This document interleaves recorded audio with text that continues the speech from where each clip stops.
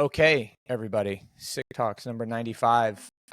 We are back with Kyle Raymond Fitzpatrick, live from Barcelona.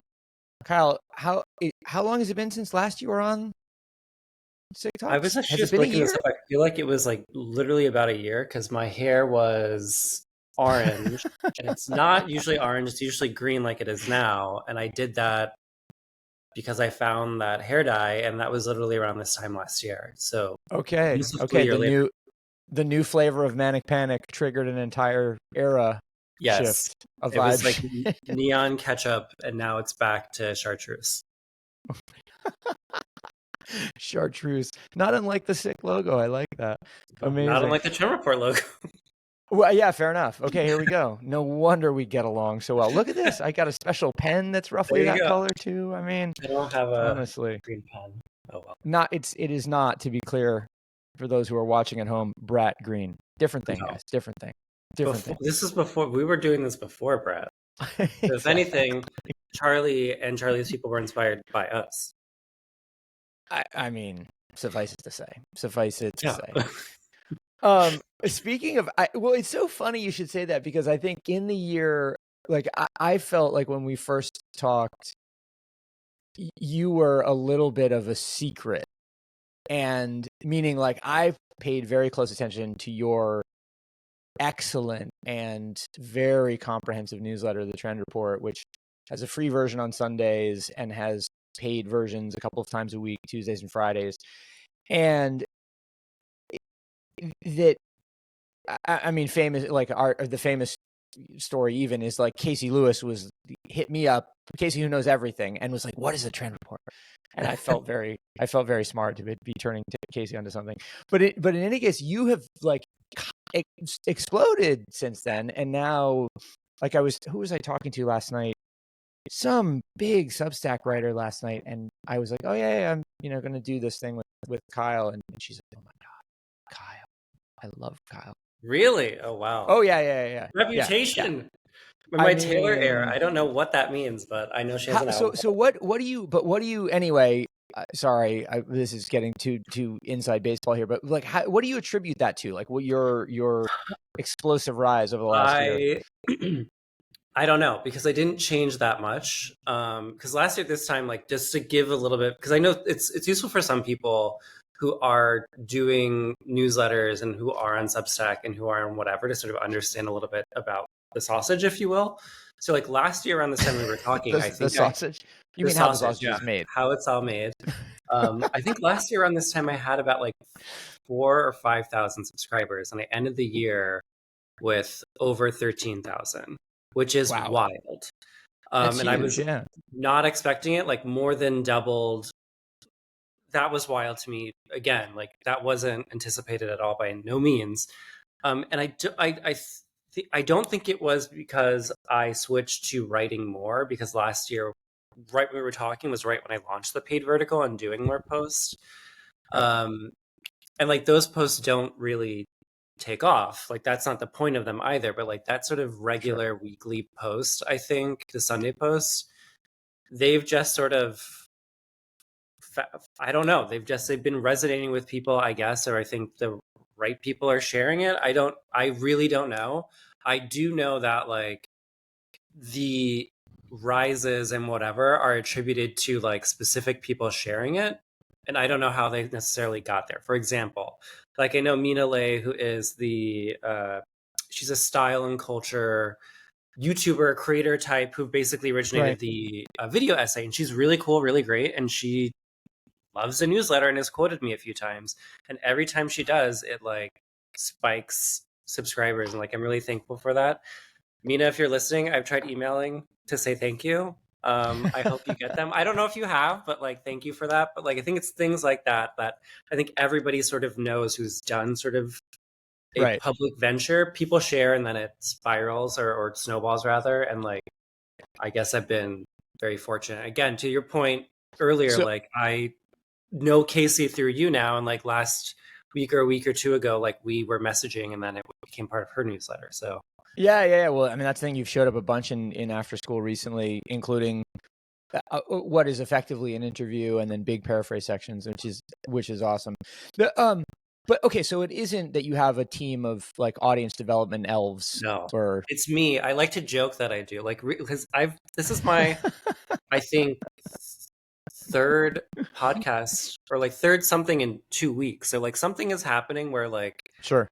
my PR team, as I say and I joke, like, is doing a really good job. I thank them for their work.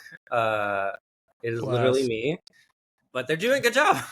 Fantastic. I love that. Well, okay, so apropos of that, we were talking off mic just before about this Substack bestsellers, quote unquote, bestsellers event that I went to last night here in New York at the Francis Tavern, which is apparently New York's oldest, house of public drinking. Is that true? I don't know. There's pictures of George Washington on the wall, and people in the room knew the lore. It's funny. I was talking to okay. So it wasn't just like the things saying that, like, people actually substantiated. Okay, that's well, So for instance, I was having a conversation with Magdalene Taylor, who writes the Substack Many Such Cases, which is like the sex, sexuality, women's issues Substack, and is great. And it actually wrote a story that I want to talk to you about this week.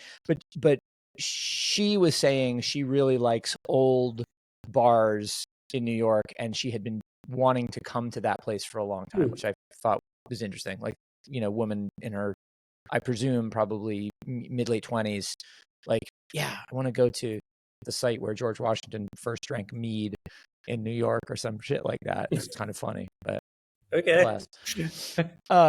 But she was lovely, and she was one of several people that I met last night who are sort of on my list of folks that I wanted to connect with. So this the Substack bestsellers event was funny because once you RSVP'd, it then showed you a list of the people who were coming, and the list of people that was coming was pretty funny because it was, on the one hand, like all of these niche writers in so many different categories. I met a guy who writes a newsletter called Thesis Driven, which is about the changes in the built environment intended for an audience of real estate investors. Which I was like, I love shit like that. Me too. I don't know, but like, that's so, just, again, it's a reminder that like there are so many other worlds out there that exist, and right, exactly. Well, exactly, and I think you and I are sort of to some degree like distinctive because we want to talk about that, and we also want to talk about Charlie and whatever. But in any case, so it was guys like that. Chad, what's up? And also Tina Brown was on the list, although I didn't see her in the room. Ricky Lake was on the list, but I didn't see her in the room. And then like Chloe and Claire, the celeb sisters, and Magdalene and Kate Lindsay from Embedded was there, and I got a chance to say hello to her. And Jaleel Johnson and Liana Satinstein from Never Warns, and et cetera, et cetera, et cetera. It was cool. The interesting thing about all of it, apropos of your growth on Substack, was like nobody really has any sense, to my mind, of like how this is all working. It's just sort of working. And it's kind of funny that there's no particular sort of science behind it. I mean, which is like that I think is, I think everybody sort of has that experience, but I think a lot of people who are, say, who are having that experience, I think you probably might have a bit of this as well, have perhaps worked and or started an entity before and sort of understand just sort of like the basics of running a publication, quote unquote, and sort of like what it takes to not necessarily scale, but to sort of like keep it going and to make sure that it is right. Not that it's about being as big as possible, as fast as possible. I'm not saying that, but like how to sort of keep things going and growing so that it becomes interesting for you and the audience, etc. Versus just sort of, I'm talking to a wall every day, which is also fine. But like, you do it enough, how to sort of like actually build something. And I think that's where a lot of it comes from. Yeah. No, it's true. And it was fun. I mean, it was nice to be in a room with people. I ended up spending a bunch of time talking to Aaron Stern, who writes another newsletter, which is a kind of like exquisite corpse exploration of arts and culture stuff. Aaron is a photographer and creative director and, curator and but not like a regular publisher on the newsletter. And so he was a little bit like, how did I get invited to this thing? And then David Coggins, on the other hand, who writes The Contender and is, one of these guys that men go to for what a man should do, like what's the right blazer to wear, or where do I find the right hat, or what's that's such a it's wait wild. How are you gonna wait? I want to know how you were gonna characterize Coggins. That's sort of, you said I don't Neo. know him, but like that world, like it's so funny. Again, like it's like you stick around long enough, like you know how these worlds work. But like I forget that like 10, more like 15 years ago, there were like all of those blogs. The one that's coming to mind, which is not exactly it, is that like Uncrate and like things like that are just like, this is how you need to dress, guys. Mm-hmm. And like that was such a thing. And like, I forget that still exists for like perhaps the same man from 15 years ago, or perhaps there's different men now, but like this is all to say that like the things that are, everything's the same, it just takes different shapes. And of course. Well, or put it a different way. Put a different way, I keep getting older and they just stay the same age. It's like it's the reason that like straight edge will live forever is because there will always be 14-year-olds. It's like yes. But Coggins is but Coggins, having said that, is like is very thoughtful about it and is very well intentioned, and also, believes that his opinions are correct in terms of the sorts of things that you should and shouldn't do, and so on and so forth. But anyway, the point of that was that David, I think, is very he thinks a lot about what goes into the publication. He really approaches it like an editor would or a publisher would, as opposed to Aaron, who's just like, I don't know, I write stuff and people seem to like it. And like me, unlike me, where I'm just like, I don't know, this is all this stuff in my head. I have to get it out onto the page, because if I don't, I'm going to go slowly insane. And it was fun to be in a room full of people like that. But you were saying off mic that the idea of replicating writer meetups maybe isn't the right aspiration for those things, because writer meetups are tough. I will say this. I have no experience. Yes, having gone like true writer spaces, I mean like fiction writers, poets, etc. Like having gone to grad school and MFA and fiction, whatever, and gone to various writing conferences, like it's always a bit, it's just a million wallflowers, if that makes sense. And just like in a room, and it's really difficult for people to connect because nobody really knows how, the social skills are lacking a bit, because like we're writers, like a lot of those people are writers, and they're not necessarily primed to speak out loud to each other. And like that's no dig on anybody, it's just, it is how it is. And like it's funny to try to say replicate a version of that, because those experiences are always so awkward, and they need a bit of up leveling, they need a bit of a host, if you will. And like that's right, sure, not to toot my own horn, but like I would always do well at those parties, because like I can work a room if I need to. Like I can do that sort of stuff, and I've done it before. Like it's a huge skill to be able to be a party host. And like when you're going to a party where there's no party host, like it's a shitty party. Not that happens. That's not what I'm saying, but like you do need somebody to sort of like walk around and be like, oh, you would love this person. And like, you guys both love French fries. Go talk about the French fries. Like you need that sort of somebody to sort of be the social lubricant. Otherwise it's just people, then you're looking at your phone, and like, I don't think you're that person, but I know that like, that's the inclination. So like you need a bit of the like party host. Like, writer parties often don't have a party host. The social lubricant. That's funny. Well, so Matt Starr, who works at Substack doing events, and then also does Dream Baby Press, the both love and hate list, and then also the publications and the writer workshops and stuff. He serves in that purpose a little bit, but it was it was an interesting one. Well, anyway, so we are here ostensibly to go through the news of the week, of course, as usual per SIC Talks tradition, but also because we have an exciting announcement. Yes. And there was a little development apropos of that announcement last night. So let's talk about the announcement first. First and foremost, Kyle and I are going to start doing a podcast together that is called Hip Replacement. It was inspired by my recent major surgeries to replace my aging and painful orthopedic situation. But it also was a reminder that I'm getting old and I need to be in touch with what the kids are up to. And Kyle knows that landscape better than anybody else I can think of.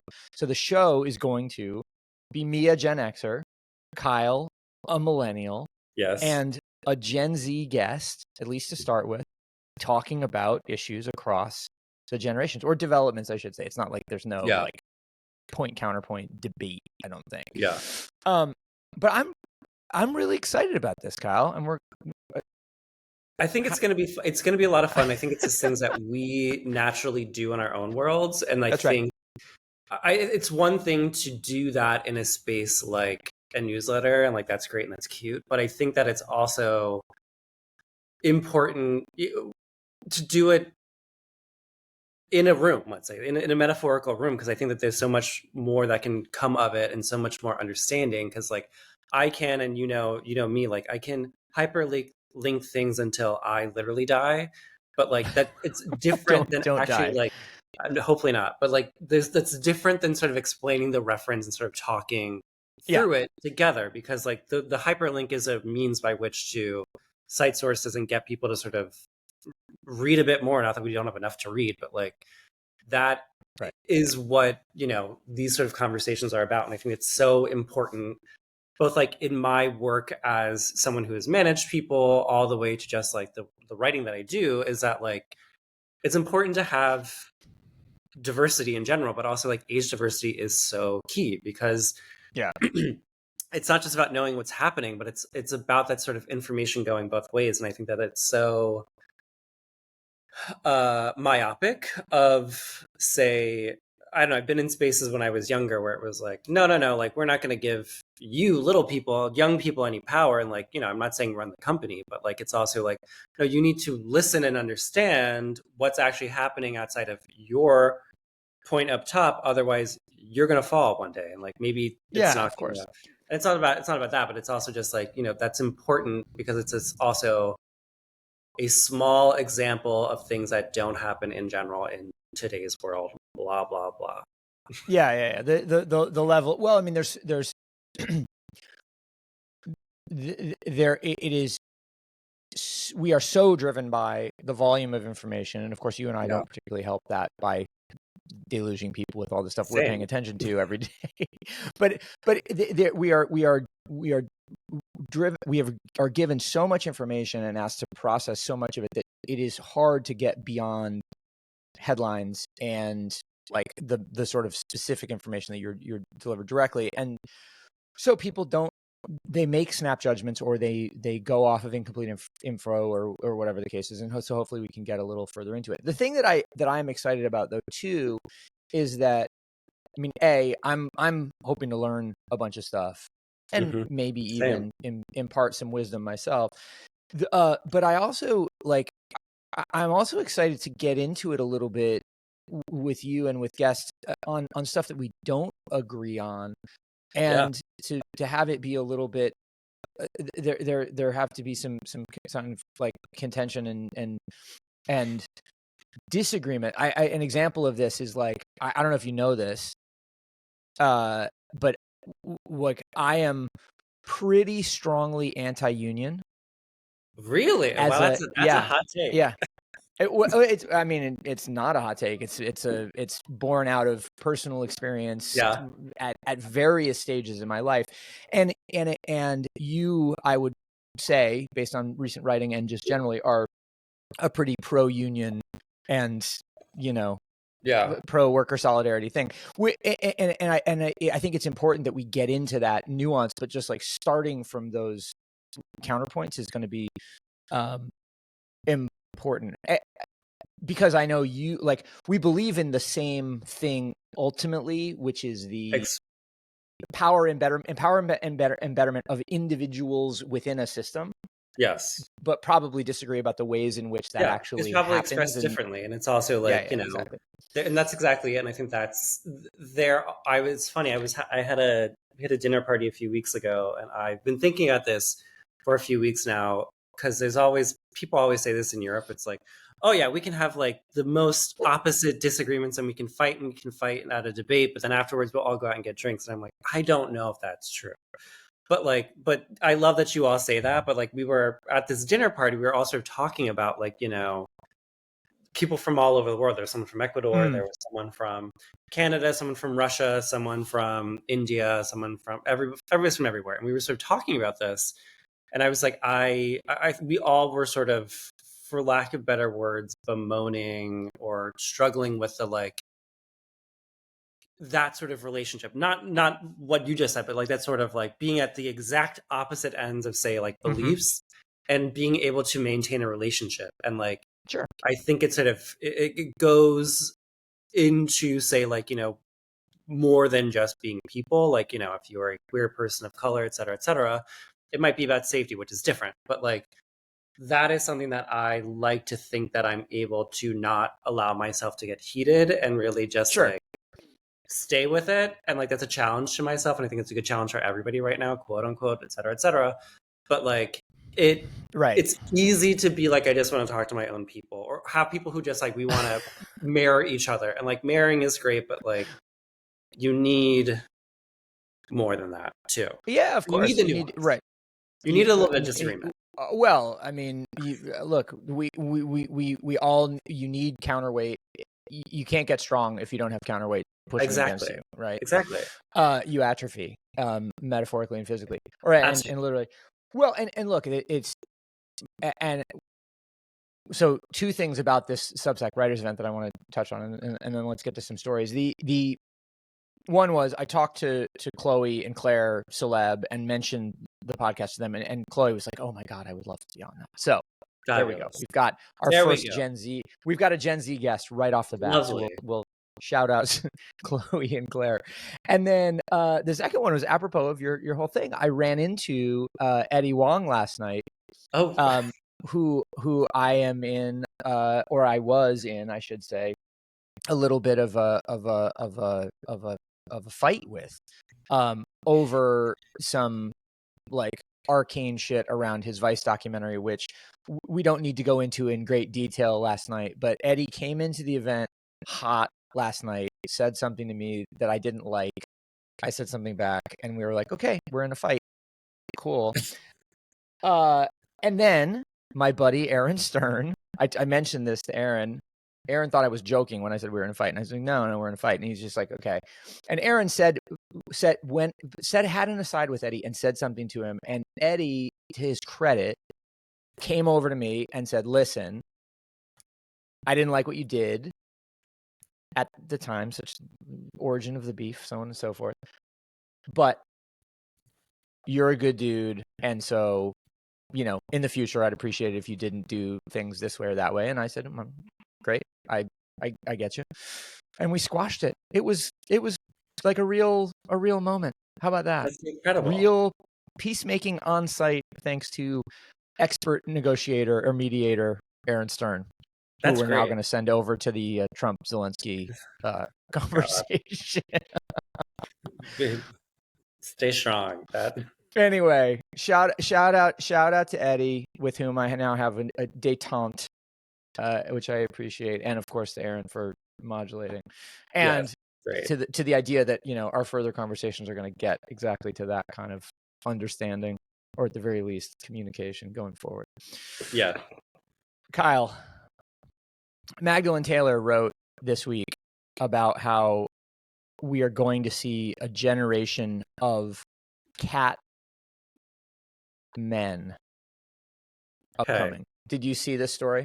I did not see this story. The thesis basically is, we are, and I'll read the sort of the headline from her story. So Magdalene writes a newsletter called Many Such Cases, which comes out a couple of times a week and is about largely sex, sexuality, sex work, but through the lens of women's issues, representation, demography, all of that sort of stuff.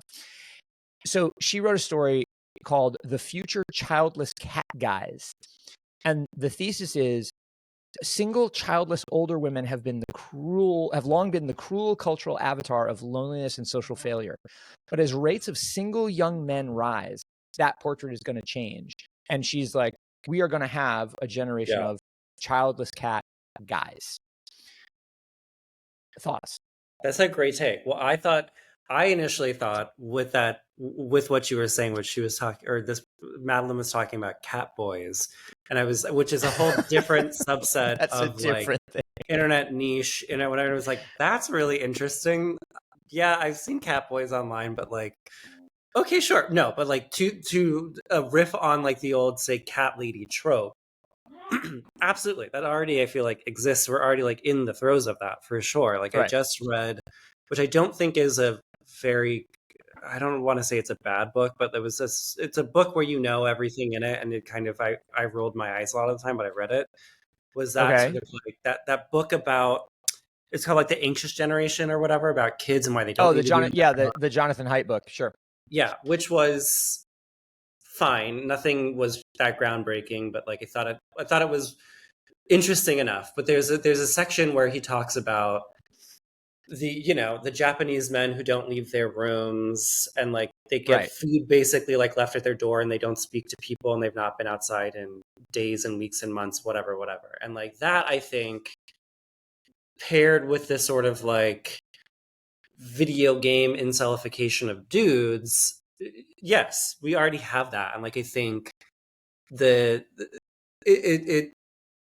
only is going to become a wider and wider gulf, in the sense that, like, to the point of building those bridges, to the point of like really listening and learning from other people, in an era where like the man, quote unquote, is willingly less educated, and then like like not flagellates, but then self-victimizes because they're intentionally not seeking education and not seeking to have a diverse experience.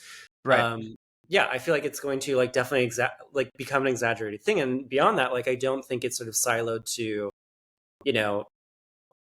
any age group, to the point of like hip replacement. Sure. Like, I think, like, for example, not to go too personal on me, but like my dad is a good example of that. Like my dad, I don't really talk to him as much anymore. And like, I can tell that like my mom is a bit like, yo, this dude and his MAGA shit is driving me crazy. And like, she sure, has become very forward thinking, and like works for an immigration like nonprofit, literally helping immigrants on the border. So like on the Juarez and El Paso border. So like, she is very in it, and she's doing it. And it's funny that like, in the past 8-9 years, that sort of fork happened, and like, it's becoming more and more exaggerated, not just for young men, but like old men too. And like, what are the solves? Who knows? But like, yes, it's definitely from talking to each other and like whatever, but also those men of a certain type are just they'd rather be alone, if that makes sense. Well, okay. So that's intriguing. And now I understand a little bit more about, as we were talking about hip replacement, you like getting into the idea of having boomers and the silent generation and so on involved. That's an interesting vector. I mean, I think we've got to figure out what we can get our arms around, and we will. But Magdalene's story also, I think, is interesting because it is about the shift from it being women as the cruel avatars, as she says, to like young men being used as these kind of cruel avatars, and the potential for continued like incelification, emasculation, just general sort of like distancing from the cultural center, and the some level of rationalization around that. Like, so I have an 18-year-old. You could imagine a world in which I certainly hope and we'll work very hard to make sure this never happens, but you could imagine a world in which he's like, oh yeah, it's okay that I don't have a social life because nobody else I know has a social life either. Right. And instead of going, hang on, this is a problem, let's get together and be social, it's just like, yeah, let's just continue to move in opposite directions, which I think is what a little bit of that sort of, MAGA latent talk radio energy is kind of saying. It's like, absolutely, everybody's an isolationist, so I can be too, and and it's don't tread on me kind of thing. Yeah, it's exactly that, and it's that sort of meme of like, the little boy sitting next to the ice cream sign where people are talking to each other and he's like eating his ice cream, talking to them, and they're not real. It's very much that, and it's like, I don't know this meme. It's an old meme, but like it's basically like what, again, like, not to dig on my dad, but like he grew up in an era that I'm sure where you knew this guy and probably thought he was a whatever, like, who like listened to Rush Limbaugh like alone in his car, and like that was a real relationship that he had, a parasocial relationship that now like so many men, dorks or not, whatever they are, like have with podcasts, and like podcasts have sort of become this sort of parasocial whatever thing, and like there's so much more superfluous that now like teen boys and like tweens are pretending to have podcasts too. So it's like this funny, hence our new endeavor. Exactly. So like it's a funny sort of expression of that. But I think like one thing, like, is it for us to solve? Like yes and no. And like I do think there's a sort of lesson in the last election, we'll just say it, where there was a sort of shaming of men that sort of exploded in our faces, let's say. But I do think there is a need to, for lack of better words, like fight fire with fire in a way. That's a big sort of cultural thing happening now, just like standing up for yourself. But like, I think it's one thing to say that like, the young men or an era of men are going to become the new cat lady, but like they need to be treated like the cat ladies were, meaning that like stigmatized and like made fun of in ways, and like really sort of like shown that like there was such a sort of mistreatment, and it wasn't a good thing to be called a cat lady. It was appropriated, yes, but like that sort of was a statement about like you lost, like you weren't, sure, you're not worthy. And like I think in ways that's what sort of radicalized a lot of men in this era. But like there's got to be a way to sort of like flip it where it's like you should be ashamed of yourself, like you should. And like I think that that's sort of something that like I grapple with, like even with some friends where I'm like, you're being a dickhead, that? Like, are you embarrassed by this? Because like these are really abhorrent views, and like yet you're sort of clinging to them for whatever reason. Like I don't know how to form that sort of thought, but like I wonder though, it's that's designed to do that. I don't know how to do it. Well, we got to be careful though about sorry about the dogs, listeners at home. We got to be careful about not illustrating a path back to, right. That's you lost this one, but that doesn't mean that you're a loser forever. It's like, let's rethink this. I mean, it not dissimilar to my thing with Eddie last night. Like he very graciously was just like, we disagreed. I didn't like what you did. I said the same thing to him. Cool, great. We keep it moving. Next time we see each other, it'll be cool. Like we need to do that, because otherwise it's like this thing where it's like you're just and I think that that's a lot of the feeling that propelled both, let's call the rise of wokeism, and then also the backlash against it. It's like there is an objective truth about the inclusivity or whatever it is, and you are on one side or the other of it, and if you're on the wrong side of it, you're just wrong, and you will always be wrong, and you never have a chance to participate. And it's not true, and B, it's like totally destructive in terms of its implications. I mean, yes, that is true, and that is valid. I mean, it's again, it's this sort of fine line of like how to sort of juggle both of these things. It's sort of like a needing to sort of make people look in the mirror and really see themselves. I think that's what it's sort of getting at. But I think, like, to your point too, like, that's very valid. Like, I've been wanting to, and I think this is probably in a week or two, is write a sort of essay about, like, you're not conservative, but, like, are you conservative? Meaning that, like, you know, not being able to have the graciousness of letting people come back after something. Again, after, like, you know, you said something shitty and being able to Right. forgive them. Like, the inability to forgive is, like, a very sort of classic conservative, whatever. Like, you're right or wrong, very Christian beliefs thing. But, like, I think that also extends to, like, a Yeah, good that's true. example that I'm going to use in that essay is, like, I feel like so often in jobs, I'm guilty of this, where you're sort of, like, scared that, like, you're being maybe a little spicy, let's say, in a social media post is going to be a little bit too dangerous. And, like, that I think is, like, a little bit sign of, like, a baby conservative is something. It's just like, just fucking try it. It's your job. Who cares? It's not your life. It's not your belief. It's going to be a post that's going to be there and gone in 5 minutes. Why are we overthinking this? I think that's sort of like this sort of fear-based thing that we've all gotten into in the past decade, that it sort of has limited a lot of us. Yeah, I hadn't thought about this. Okay, so where that takes me is, okay, so let's assume that, broadly speaking, what we're talking about is communicating on behalf of brands or organizations that are larger than ourselves, meaning we don't own the entity for which we are, potentially communicating to a large audience, right? The concern is that you do something as an individual that damages the collective by, making a statement or taking an action that creates a liability. Who determines that liability? Lawyers. And True.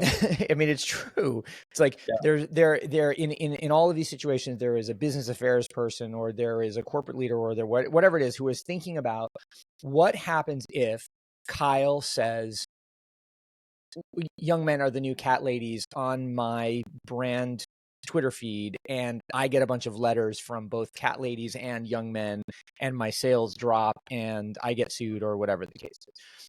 Now, the likelihood of that happening in most of these cases, this is exactly to what you said, is low, very low. And what most people, I think, don't understand is that when the lawyer tells you that, you can say, hold on a second, what's the real likelihood of this? And Right. can we take a calculated risk to do it?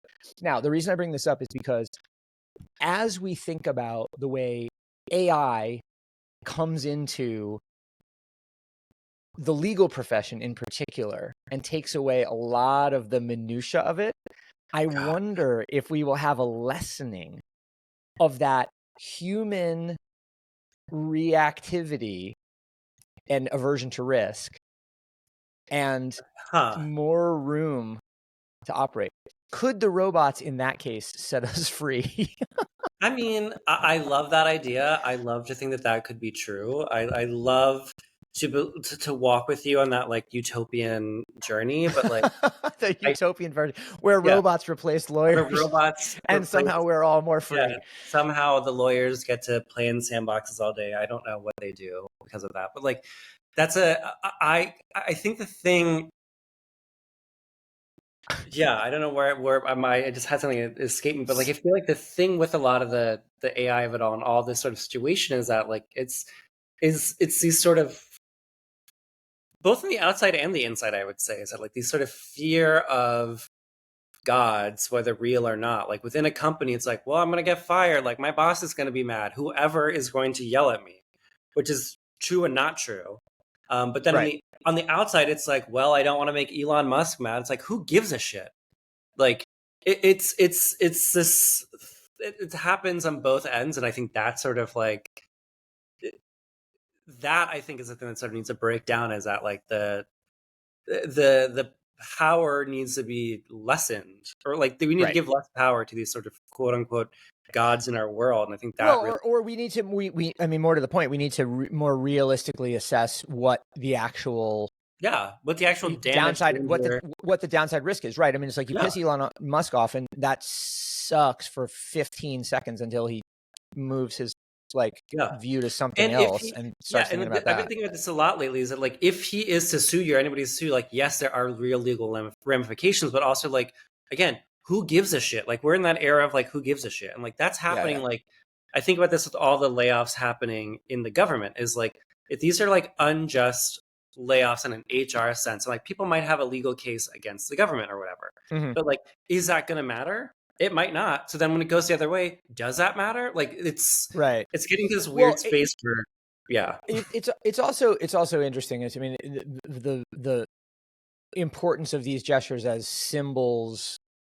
of a way of thinking or way of looking at the world, as opposed to actual sort of, impactful action.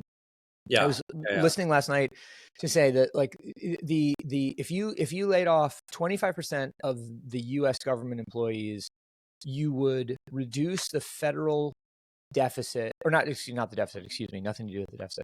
You'd reduce the federal budget by 1%. oh So my god, you lay off 2 million people. You take 25% of the, let's call it capability, not necessarily like true, effectiveness, but 25% of the capability out of government services, and you save 1%. Now, yeah, 1% of $8 trillion or whatever it is a lot of money, yes, but it also is just like, if 99% of the money we're spending is on stuff, and we're taking away 25% of the people who run that stuff, it feels like some of that stuff is going to get unused or go out of control or whatever it is. yeah. It feels like a weird set of, like, allocating the priorities in a strange way. So I It's don't know. I find the whole thing, very silly. Yeah, and it's like well, I it's mean, it's all symbolic. It's like we're gonna take totally, we're gonna take the waste out of government, and the waste is people. So yeah. let's, yeah, Which again says a lot about the sort of like the tech world mentality that like the yeah, first of thing we're course. going to cut is the people, which like again, sure, maybe some of these things can be AI, but like or whatever the fuck they think it's going to be, but like there's going to be a point where they're going to need to hire the people back, and like a lot of people aren't going to take it. They've moved on, and then it's going to Right. be even worse. You have to train people from the ground up who have no idea about these systems. Yeah, I mean, look, I think there's Who knows? I am sort of torn on this thing, because I think that there's what I always want to look at in any system, particularly as it relates to people, is where is incentive, right? What is Right. the incentive for people to behave in any particular way? And I think the incentive for decades, maybe longer, of government jobs is that there is a level of security and predictability to it, right? You get that Yes. job and you are never going to get fired, and at the end of it you're going to get a pension, and so you can just, like, yeah, you have to put up with the like the Dilbert-esque undulations of the workforce, and it's not the most fun thing in the world, and of course you'd rather be, inventing something or being a professional pickleball player or whatever, but at the very least there's predictability. Yeah. Yeah. Take that predictability away, and then you have to give those people a different incentive, and I think theoretically there's a benefit to that. The thing for me though is, it's like, if that change is going to affect a big portion of what we're impacted by, awesome, let's make it. If you're making the change for the sake of making the change and reinventing an incentive system for the sake of like a headline, Yeah. It it's really, yeah. dangerous. It's dangerous. Exactly. And like I think if anything, this past week or two has been about, and I was just watching, don't want to get into this part of it. Like it's been a sort of about like say new world orders, quote unquote. But I think Mm-hmm. the work of it, the sort of downfall of, again, read about it in the term report this weekend, is that like the downfall of like the government job being a sort of safe bet was a sort of last bastion of like a job you could get where you as the worker are like kind of not set or not having an easy life, but like you can de-stress a little bit. And like Yeah, that yeah, for sure. previously was the tech jobs, but like that collapsed in the past year or two. So like now, really, there are very few, if any, places to sort of like be set as like teachers. No, like they're screwed. Like it's like everything. Like it seems like there's no sort of safe places to just like I'm trying to work. What, you know what I mean? Like that's like Yeah. Well, I mean, I guess fascinating. ironically, what comes to mind is the military. So you can trade Well, you trade predictability for the potential of bodily harm. yeah. That's Well, that's where this is all going, I think, too, is that like, again, you have enough unemployed people who are desperate, they're going to go to war. right. Yeah. Anyway, Yeah. Well, cool. yeah. So, what else did you want to talk about, Kyle? Um, I mean, there are myriad things I would love to talk about. I think, Wait, okay, so talk about the story you sent me about how a new AI filter has people microwaving their pets. yes. So What? there's this great AI filter on Sounds TikTok right great. now that's become a trend. And like it's like the idea is basically like, you know, you take a photo and it's of this and you can click on the chapstick and like it'll make it go around. Like it makes you see the other side. And like when it's a human, you can usually get the human shape. But like people have been doing it on their dogs. And like it has like unlocked all these like AI tech dreams of like human faces in the back of a dog's head. Like sometimes there's like a weird like butthole or like it's totally flat. Like it's just hysterical and like a sort of good example again of just this like, you know, AI can imagine, AI can think or whatever the fuck, but like on the other end of it, like you have such egregious monstrosities that are hysterical, but also like, okay, like if I have to get the AI doctor to reconstruct my ass or whatever, like it's not going to look like a real butt. It's going to look like I don't know because it thinks the back of my body is a human face. Like that's what? So it's very they're hysterical to me. They're so funny. I think they sort of represent the sort of like the false promise of that being an intelligent something. Right. Yeah. Yeah. Well, it's also it's so funny. I mean, okay, so I you know, can excuse me, candidly have no idea what you're talking about from a meme perspective, as usual, right? This is why I'm so excited for the podcast, so I can be like, okay, Kyle, please explain to me what the hell you're talking about. Yeah. But as you were talking, it reminds me of a story I read last night. And Gabriel Garcia Marquez wrote a book, or has a book called The Leaf Storm, which is a novella, eponymous novella called The Leaf Storm, and then a series of stories. And I'm in the stories bit now. And I read a story last night called A Very Old Man with Enormous Wings. And it's about this couple who lives in, let's call it Pacific coastal, Panama or something like that. And they wake up one morning after a storm and there is an old man in their backyard face down in the mud who has wings. And in classic Garcia Marquez fashion, it's just like, yeah, so we found this old guy in the backyard and he has wings and he was nonverbal, speaking some language we didn't understand. So we put him in a chicken coop and we started charging admission to see him. Yeah. Because our neighbor said he was an angel.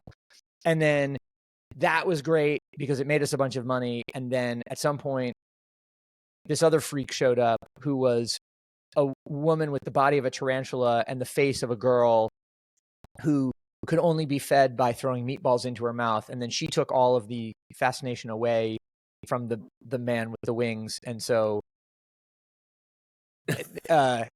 we had made enough money to build ourselves a mansion. So that was cool. Yeah. And then one day he grew new feathers and flew away. Right. And you're just like, okay. Okay. Yeah. Wonderful story. Great. Really, I obviously Garcia Marquez, like expertly told, but to hear you describe that, it's a little bit like, okay, this is what these things have become. It's like our little slices of magic realism, and 100%. And like it's the unlikely sublime. Like, yeah, it's like this simultaneous like microdosing absurdity all the time, which is just modern life now. Microdosing absurdity. Yes, which I think is let's seriously trademark that one right now. But it's like that's definitely like what we're getting. Like this is a good example of that. But then the other end, it sort of like shows the limitations and almost the banality of it, if that makes sense, which is sort of like what that story is Yeah. getting at too, is that like it's sort of, it is and isn't, it's special until it's not special. And like that not specialness can come really quickly. And like, I've been thinking, have you seen the Black Mirror episode San Junipero? Yeah, of course. Just like a classic. So this is the Netflix series. Well, actually, the Channel 4 series originally, Black Mirror, the dystopian future projection, so on and so forth. San Junipero is it's the retirement community. Yes, for it's the one like people. How does that one spoiler work? alerts on this one? Like it's about this, like it's a lesbian love story between these two women in the 80s, and it's like, oh wow, they're in the 80s, they love each other, but then like you find out in this sort of when we all loved each other. It was yeah, they loved each other in the 80s, and like but the spoiler is that like they're not actually in the 80s. Like they're both, one is a very old woman and the other one is like a vegetable, and like they're basically doing a program where like your mind can be uploaded into quote unquote the cloud and like live on the 80s. Yeah, AI, whatever you want to call it. And so like then it ends where like they both sort of live on in this 80s fantasy, and it's like beautiful and whatever. And like I think about that a lot because like on one hand it's like, oh man, like how nice would it be to live forever like in the cloud, but like seeing this and like knowing that like there are billionaires who are like, yeah, I want to be uploaded to AI and become whatever, and it's like, okay, but like seeing it now in action, like no, you're not, like you are never going to be in there. Like just it's just like it's regurgitating what you said, who you were. Like that's not a viable whatever. And I think anybody who's like, oh yeah, we'll be able to upload our lives to the cloud, no, an idea of you will be there and it will make fucking mistakes. It's never going to be you. It's going to, I can't imagine, I don't want to imagine the writing that it's going to make of my writing. Like it's not going to be me, and I would never say that. And I think that's sort of like what this is all proving is that like it's not, it's always going to be compromised. It's the illusion of future sublimity. But it is very much an illusion, and it's because all of that stuff is necessarily and by design or by necessity based on backwards looking data, right? You can't have a real future projection because it can only take into consideration the reality of the past, not the possibility of the and like and it's also it sort of gets at that sort of quite literal like God complex of things where it's just like, hey, you're gonna fucking die. Like we all know this. Like Brian, whatever his name is, can drink all the baby blood he wants, and like he's gonna die one day too. And like whoever wants to be on AI or whatever, like yeah, but that's not gonna be living. Like just deal with it. Like it used to be 50, 100 years ago, you prayed and you wanted to go to heaven to live forever. Like no, like sorry everybody, like it's just gonna fucking end, and it's sad and it sucks, but like just realize that and like become a Buddhist, and then maybe it'll be better. Oh, by the way, I had an interesting. Hold on, let me find this note from yesterday. I want you to think about this. So at Breakfast Club yesterday, we were talking about. Okay, hang on. Now I'm going to try to recall what the conversation was, because the note I have is that disposition equals, or if your disposition is superposition, you achieve Zen. And I'm trying to think. Oh, right. Okay, now I know what it was. So we were talking about. Oh, okay. There's an Apple TV series called Prime Target. You know about this? I think vaguely. It is about a hot mathematician.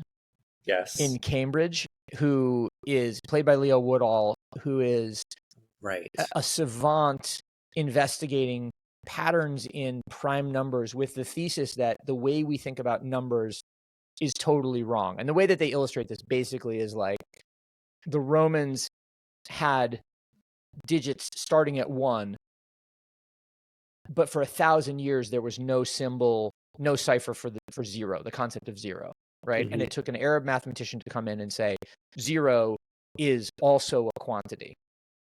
Right, this big sort of theoretically. So the guy is like, what if we're thinking about nature totally wrong? Where do prime numbers figure into it? The implication is that if you figure out prime numbers, you can crack any cartography, or cryptography, sorry, not cartography, cryptography. In other words, digital security. And so this guy becomes incredibly dangerous to security apparatus and to, security in the digital world. Yeah. So people actually are coming after him with guns and stuff. Okay, so this is the basis. One of the guys who was at Breakfast Club, Paul Greenberg, said, are they talking about quantum computing? And so we started talking about quantum computing, which is based around theoretical physics, the idea of Schrodinger's cat. If a cat's in a box, Right. is it alive or dead? It could be alive or dead. The equal possibility of it being alive or dead, because you're not observing it, and so you just can't tell. So there's a superposition where things can both be 0 and 1 at the same time. And what we were saying was, if your disposition is that things could be either or, then you have achieved Zen. Disposition, superposition equals Zen. Yeah.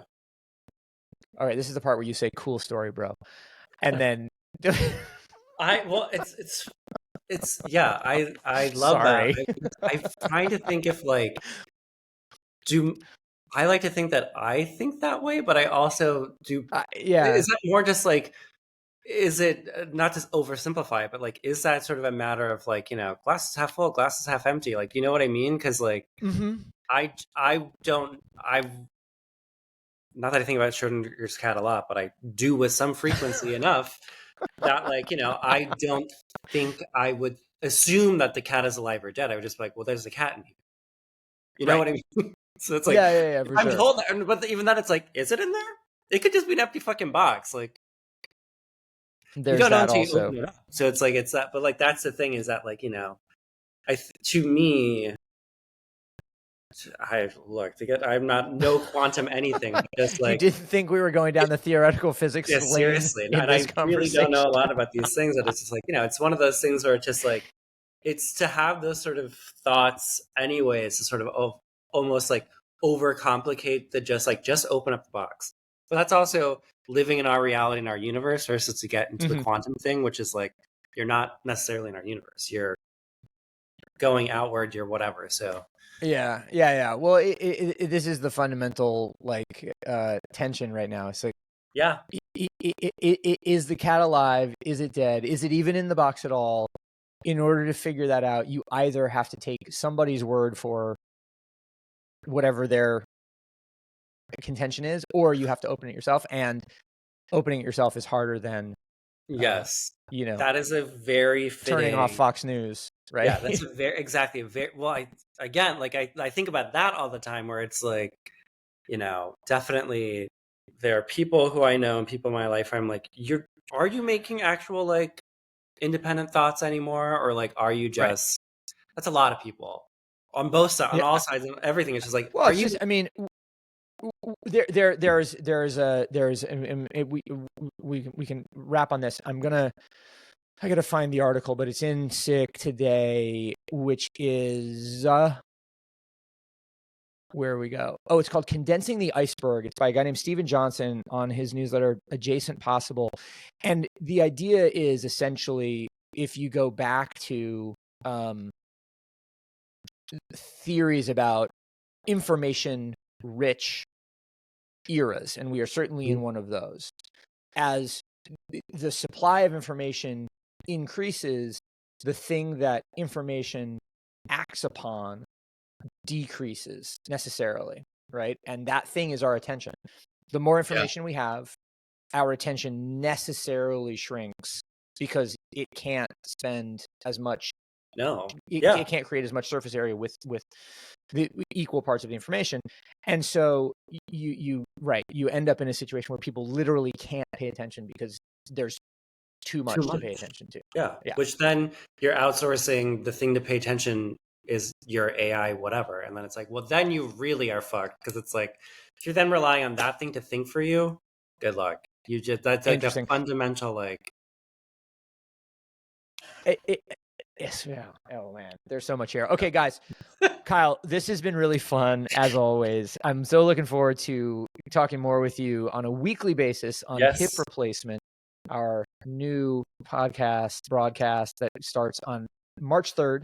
So everybody keep an eye out for that. And in the meantime, this has been Sick Talks number 95 with Kyle Raymond Fitzpatrick of the excellent Trend Report Substack, which is at, let me see if I can get it right, 1234 Kyle 5678.substack.com. Good job. Wow. Great job. I don't know why it's not the Trend Report at this point. I'm sure somebody else has that, but oh well. Well, you know, we now that I've been to the writers' meeting, I know who to talk to at Substack. True. Help you get it switched, so we can work on that. All right. Well, anyway, thanks for everybody for tuning in, and we will talk to you again regularly soon. Yeah. Bye. Thanks.